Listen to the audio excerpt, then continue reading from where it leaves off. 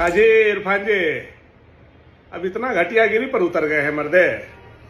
Fake news चलवा रहे हैं हमारा नाम से कि भानु जी बोले कि असम में इतना वोट नहीं आएगा तो चांडिल डैम में डूब जाएंगे। ये कहाँ बिहार की घटना है? नहीं, लालपुर की घटना है। लालपुर की छात्रा, लालपुर की घटना है। मेडिकल की छात्रा थी, बर्थडे पार्टी में उनको बुलाया गया और उसके साथ दुष्कर्म की बात आ रही है। और जो युवक हैं वो मुस्लिम कम्युनिटी से बिलोंग करते हैं। आरोपी गिरफ्तार हो गए? अभी भी 2-3 लोग फरार हैं। बीजेपी देखिए मैं देखिए जो बीजेपी क्या कर रहा है नहीं कर रहा है मैं नहीं जानता। क्राइम करने वाले का कोई जात नहीं होता है, कोई धर्म नहीं होता है वो, इसलिए भाजपा को सद्बुद्धि दे। नमस्कार, जोहार। आप देख रहे हैं न्यूज में निशा मिश्रा। देखिए, बीते दिनों लालपुर में जो केस हुआ मेडिकल छात्रा के साथ, वो किसी से छिपा हुआ नहीं है, लेकिन उसके बाद से जो राजनीति शुरू हुई है वो जरूर कटघरे में है कि क्या झारखंड में कानून व्यवस्था सिर्फ नाम के लिए है। लॉ एंड ऑर्डर की सच में धज्जियां उड़ी हैं और एक दो नहीं, पिछले 2 महीनों में कई लड़कियां बेआबरू हुई हैं और ये हम सब जानते हैं। लालपुर का मामला तो अभी ताजा तरीन है, इसके पहले भी 2-3 केस हुए हैं। विष्णुगढ़ हजारीबाग वाली जो बेटी थी उसका आपको याद ही होगा। इसके अलावा रातू में एक बेटी के साथ में हुआ था। तो कई मामले आए हैं। अब इसमें राजनीतिक माहौल और इसको मसाला ना दिया जाए, ये हो ही नहीं सकता है। बीते दिनों स्वास्थ्य मंत्री इरफान अंसारी से जब पूछा गया कि लालपुर में एक बच्ची के साथ में दुष्कर्म हुआ है और उसमें इन्वॉल्व जो लोग हैं, जो आरोपित अभियुक्त बताए जा रहे हैं, वो विशेष समुदाय से आते हैं, तो उनका जो रिएक्शन था ना, इरफान अंसारी खुद भूल भी जाए तो ये जो टेक्नोलॉजी है ना, फोन या कैमरा, ये नहीं भूलता है। इसमें वो सारे रिएक्शंस कैद हो जाते हैं, जिसके बाद विपक्ष जमकर उस पर छीछालेदर और छींटाकसी करता है। इरफान अंसारी ने कहा था कि ये मामला कहाँ का है, बिहार का है क्या? जरा सोचिए, स्वास्थ्य मंत्री हैं वो सूबे के और उन्हें ये नहीं पता है कि उनके नाक के नीचे लॉ एंड ऑर्डर की धज्जियां उड़ रही हैं। यहाँ पर बच्चियों के आए दिन दुष्कर्म हो रहे हैं, बच्चियों की उम्र तक नहीं देखी। 3 साल की बच्ची के साथ में इस तरीके का अपराध हुआ था। उसके बाद एक मेडिकल स्टूडेंट जो रिम्स में ही शायद कार्यरत थी, डेंटिस्ट थी और अभी पढ़ाई भी कर रही थी, उस बच्ची के साथ में हुआ और इरफान अंसारी को कुछ पता तक नहीं था। जिसके बाद अब एक नया वीडियो सामने आया है भानु प्रताप शाही का। जी हां, भाजपा के नेता है। उन्होंने कहा है कि उनके खिलाफ इरफान अंसारी सोशल मीडिया पर पोस्ट डलवा रहे हैं कि असम में अगर जेएमएम के किसी भी प्रत्याशी ने 15,000 से 15,000 तक अगर वोट लेकर आते हैं तो चांडिल डैम में कूद जाएंगे भानु प्रताप शाही। देखिए, भानु प्रताप शाही और इरफान अंसारी की जो नोक झोंक है ना, वो नई नहीं है, पुरानी है। कभी इरफान उन पर कटाक्ष करते हैं तो कभी भानु प्रताप शाही इरफान अंसारी पर, और इस बार भी यही देखने को मिल रहा है। उन्होंने कहा है कि काजी इरफान जी, अब आप इस हद तक चले जाएंगे कि सोशल मीडिया पर पोस्ट डलवाएंगे कि जेएमएम असम में अगर कोई भी प्रत्याशी 15,000 तक लेकर आता है तो हम चांडिल डैम में कूद जाएंगे। एक बार सुनते हैं क्या कहा है भानु प्रताप शाही ने। काजी इरफान जी, अब इतना घटियागिरी पर उतर गए हैं मर्दे। फेक न्यूज चलवा रहे हैं हमारा नाम से कि भानु जी बोले कि असम में इतना वोट नहीं आएगा तो चांडिल डैम में डूब जाएंगे। लालपुर वाला घटना में तो आपका जबान नहीं खुला। लालपुर वाला में जब पत्रकार पूछा रेप कांड में तो आप बोल रहे कहाँ का घटना है, बिहार का घटना है। आप इतना घटिया मानसिकता के हो सकते हैं कि मेडिकल के बच्ची के साथ दुष्कर्म हुआ और दुष्कर्म करने वाले कौन लोग थे, यह झारखंड से छुपा हुआ नहीं है। लेकिन आप उनके बारे में बोलने से भी बच रहे हैं, रेपिस्ट के बारे में भी बोलने से बच रहे हैं। यह आपकी मानसिकता है, यह आपकी सोच है। और हम लोगों के बारे में फेक न्यूज चलवा रहे हैं, जेएमएम के लोग से, कांग्रेस के लोग से पोस्ट करवा रहे हैं कि चांडिल डैम में डूब जाएंगे। इरफान जी, डैमवा में डूबेंगे ना तो अकेले नहीं डूबेंगे, आपको लेके डूबेंगे, सुन लीजिए, ठीक है?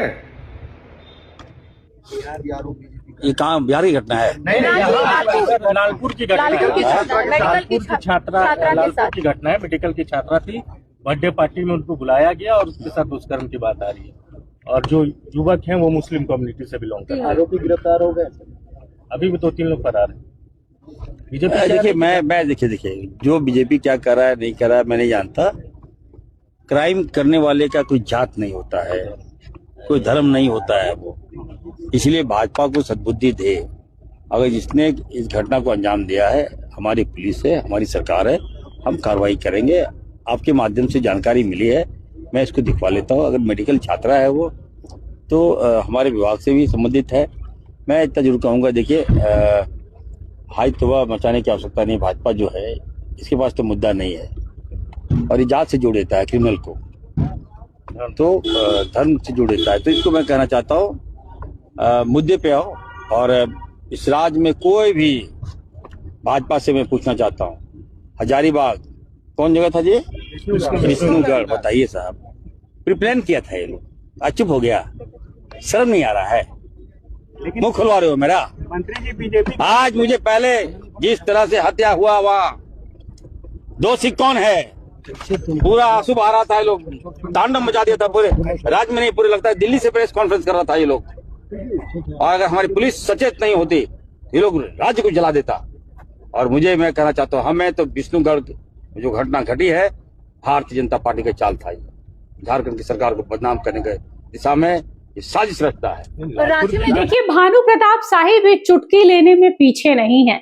जब जब मौका मिलता है स्वास्थ्य मंत्री इरफान अंसारी के खिलाफ कुछ ना कुछ कह ही देते हैं। और शुरुआत उनका ऐसे ही होता है कि काजी इरफान जी। अब तो ये जैसे कोई एक कह सकते हैं ना, एक कोटेशन बन गया है कि जब तक भानु प्रताप शाही इस अंदाज में नहीं जाएंगे इरफान अंसारी के लिए वो अपनी बयानबाजी बंद नहीं करेंगे या कहना नहीं शुरू करेंगे। देखिए, मजाक मस्ती, एक दूसरे पर आरोप प्रत्यारोप राजनीति का पार्ट हो सकता है, लेकिन महिलाओं की सुरक्षा को लेकर जिस हिसाब से झारखंड में फिलहाल वो सख्त कानून नहीं बन रहे हैं, वो डर पैदा नहीं हो रहा अपराधियों में कि कुछ करने से पहले वो 100 मर्तबा सोचे, धड़ल्ले से वो अपराध करके चले जा रहे हैं। और हम सिर्फ मुख्य दर्शक बने हुए हैं, चाहे वो शासन हो, प्रशासन हो या फिर मीडिया हो। मीडिया का काम दिखाना है, जाकर अपराधियों को खोजना नहीं है। अपराधियों को खोजने का काम प्रशासन का है। जरूरी है कि शासन और प्रशासन मिलकर वो काम करे, ताकि इस तरीके के अपराध को अंजाम देने से पहले अपराधियों के अंदर खौफ हो कि अगर मैंने ऐसा कुछ किया तो मेरे साथ क्या होगा। कई ऐसे राज्य हैं जहां पर जीरो टॉलरेंस की नीति अपनाई जाती है। आप देख सकते हैं, आपके बगल में ही है उत्तर प्रदेश, जहां पर अगर महिलाओं के साथ या बेटियों के साथ बर्बरता होती है तो 24 घंटे के अंदर उनका रिजल्ट सामने होता है। मैं ये नहीं कहती हूँ कि किसी को एनकाउंटर में मार देना चाहिए या ये सब, लेकिन जिसने अपराध किया है उसको सजा जरूर मिलनी चाहिए। और ऐसी सजा मिलनी चाहिए कि उससे आने वाली 7 पुश्त उसे याद रखे कि मेरे घर में किसी ने ये अपराध किया था और उसे ये सजा मिली है। विशेष समुदाय का नाम इसलिए आ रहा है क्योंकि बीते 3-4 जो केस हुए हैं उसमें ज्यादातर विशेष समुदाय से ही लोग आते हैं, जिसको लेकर अब विशेष समुदाय भी इसमें कूद पड़ा है। उन्होंने एक प्रेस कॉन्फ्रेंस किया था, कहा है कि आप यही बोलिए कि आप लोग हम लोग को टारगेट करना चाह रहे हैं, हम लोग 25% है, इसका मतलब ये नहीं कि आप टारगेट कर देंगे। अगर हम अपने पे आएंगे तो 100 ऐसे केसेस गिना देंगे जहां पर हिंदू के जो लड़के हैं या हिंदू लोग हैं उसमें इन्वॉल्व। आबरू लूटी जा रही है बेटियों की, और यहाँ पर राजनीतिक पार्टियां सिर्फ अपना रोटी सेकने में है। अभी भी पक्ष हो या विपक्ष हो, एक साथ मिलकर कोई ऐसा कानून बनाने पर विचार नहीं कर रहा है। ना ही प्रशासन को कोई ऐसा संदेश दिया जा रहा है कि भाई अब ये आखिरी केस हमारे यहाँ होना चाहिए, इसके बाद बेटियों के साथ में कोई बर्बरता का वाला केस सामने नहीं आना चाहिए। अभी सब कुछ मौन है। 2-4 दिन के बाद फिर कोई ऐसा केस आएगा, फिर हम आपको दिखाएंगे और यही चलता रहेगा। शायद क्राइम नहीं रुकने वाला है भारत में, और इस राज्य में तो बिल्कुल भी नहीं, क्योंकि राज्य के पक्ष और विपक्ष सिर्फ एक दूसरे पर आरोप प्रत्यारोप लगाने में है, कानून व्यवस्था को मजबूत करने में नहीं। फिलहाल के लिए बस इतना ही। देखते रहिए HNN न्यूज। नमस्कार। आपको हमारा ये वीडियो अच्छा लगा तो इसे लाइक करें, शेयर करें और हाँ, सब्सक्राइब करना ना भूलें।